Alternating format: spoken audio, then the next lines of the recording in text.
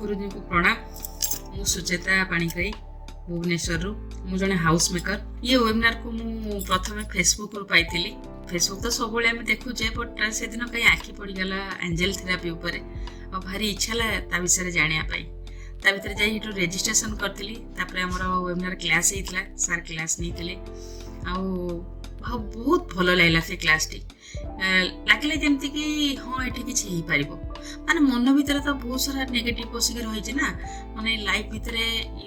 खाली खा रोषे कर छुआ कथा बुझ लुगा सफा कर ये सब कम भितर निजक समय देवाई बिल्कुल समय हुए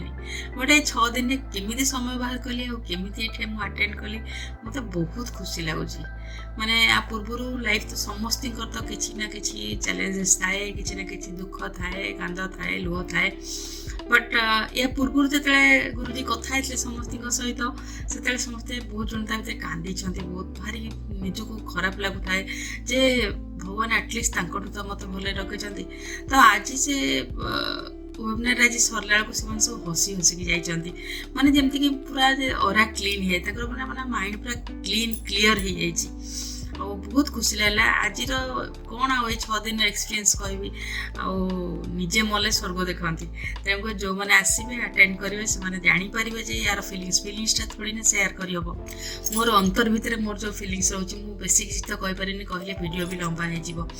तेणुक मुझे सर्टकट्रे कहीकि सारिया चाहूँगी तो ये आप माने आसवा आम ये जो 6 दिन क्लास कलु सका सन्ध्या बेले भोर उठिकी राति 7:30 बेलू एठी गुरुजी हमको बहुत बहुत समय देइछंती बहुत मूल्यवान समय आम सहित शेयर करछंती धन्यवाद दूची आपन को आउतरे तो एठी हमें क्लास करिया भितरे हमको बहुत सारा एक्सपीरियंस हला बहुत किछि जिंस शिक्षा मिलला गोटे कहया गले गोटे नुआ जीवन गोटे नुआ दिग्दर्शन मिलला माँ बापा जन्म देइथिले सत आ कर्म तो देई नांती किंतु आज गुरुजी हमको आ गोटे पुनर्जन्म देले तो ये जो आम जो ये शिक्षा ये 6 दिन शिक्षा नेलु ये शिक्षा को लेकिन आम आम दैनंदिन जीवन जदि आम व्यवहार तो करवा आम जदि या कम लगेगा आपको जदि आम बार बार मन पकेवा जहाँ शिखीचे जदि प्रैक्टिकली करवा ताले आम जीवन में गोटे बहुत बड़ परिवर्तन होगा जाऊँगी सारी अलरेडी आम जीवन अलरेडी परिवर्तन हो सारी आउ रहा मेडिटेशन गुरुजी को मेडिटेशन विषय कौन कहबी से मेडिटेशन से कौ दुनिया को नहीं जाती माने एटा भाभी भी हबनी कि कही भी हबनी जी से मेडिटेशन रे बसिबे से माने ही तांको एक्सपीरियंस माने बुझी पारिबे जानि पारिबे आ एठी आमे